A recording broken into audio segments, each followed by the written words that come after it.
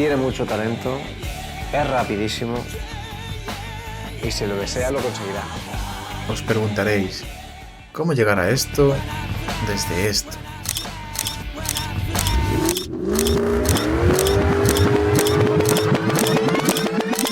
La verdad es que mi locura por los coches empezó desde bien pequeñito.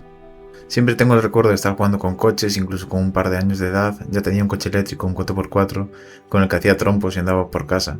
Me gustaba montarme en el coche y pensar que estaba conduciendo, pero en los 90 ya sabéis, los videojuegos no eran tan avanzados como hoy en día.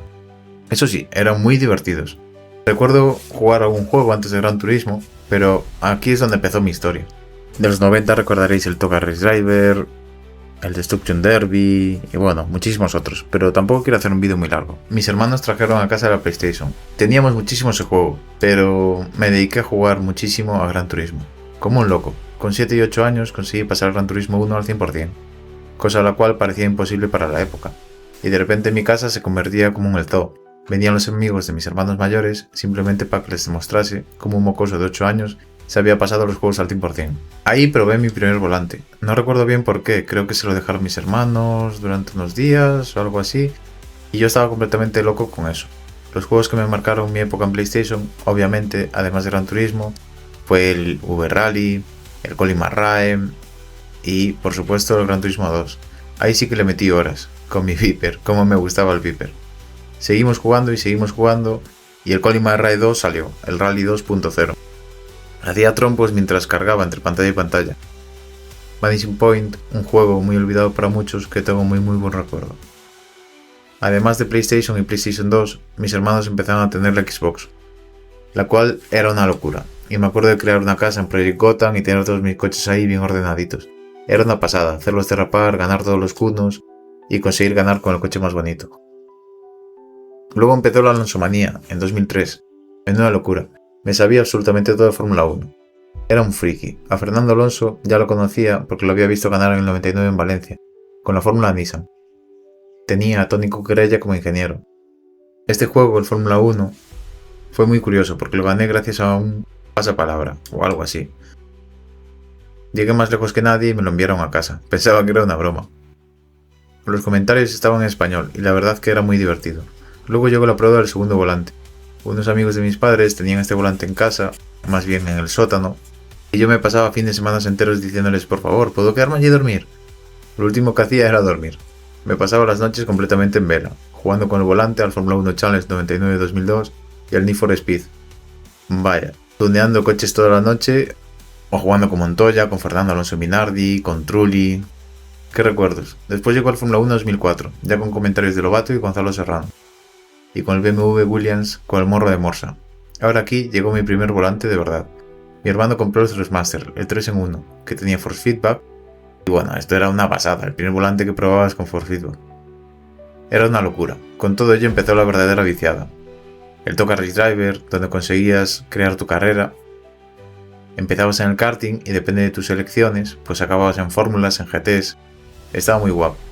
Tenías tus propios rivales y tu propia historia. Había como un tipo Nikos Rosberg, un tipo Juan Pablo Montoya, que eran tus archienemigos. Los dos están fuera, finito, pero dudo que él sea uno de ellos. Oh, vamos, cariño, tranquilízate. Una escena estremecedora, ¿eh? ¡Que mires, culo gordo! El tuyo, colega. El Fórmula 1 2005, no sé ni la de horas que le habré metido a este juego. Tenía apuntado en libretas todos los campeonatos que hacía. Cada vez que iba cambiando de equipo para ganar con diferentes coches y demás. Los coches se rompían, tenías comentarios en español, no se podían cambiar las gomas en la temporada, y el juego la verdad que estaba muy guapo para la época. Creo que es el único juego donde nunca me saltaba la intro.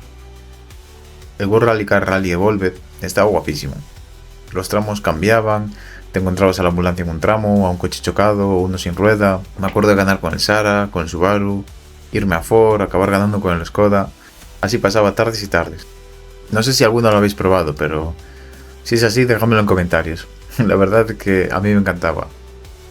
También jugaba mucho al Juiced, que era como un Need for Speed, pero un poco diferente, te dejaba tunear otras cosas.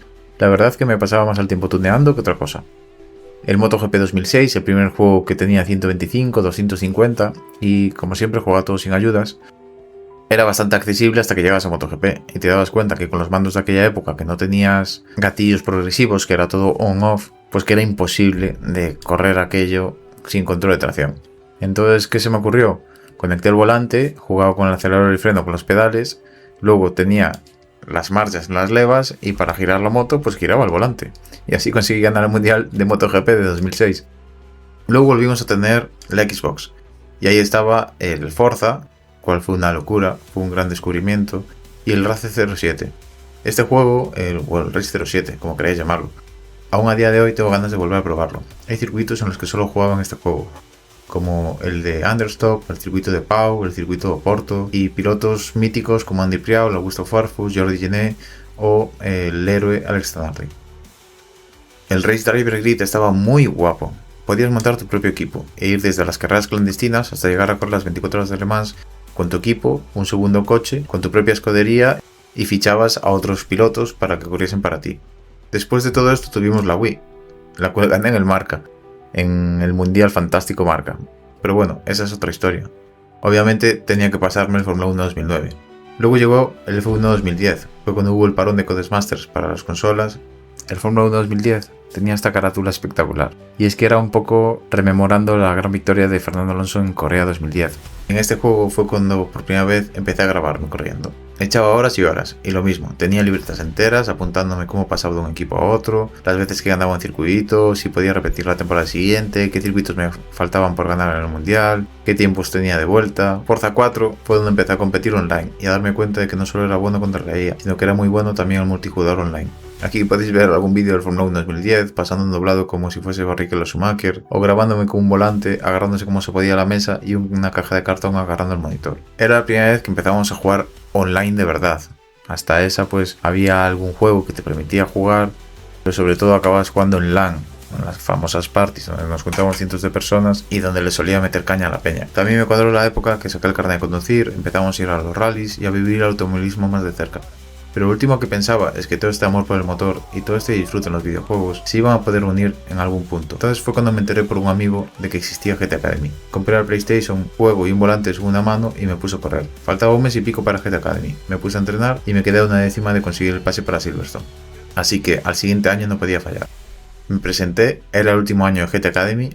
¿Quién me iba a decir que ese niño friki iba a pasar a estar conduciendo coches reales en Abu Dhabi? Y esto iba a cambiar mi vida para siempre.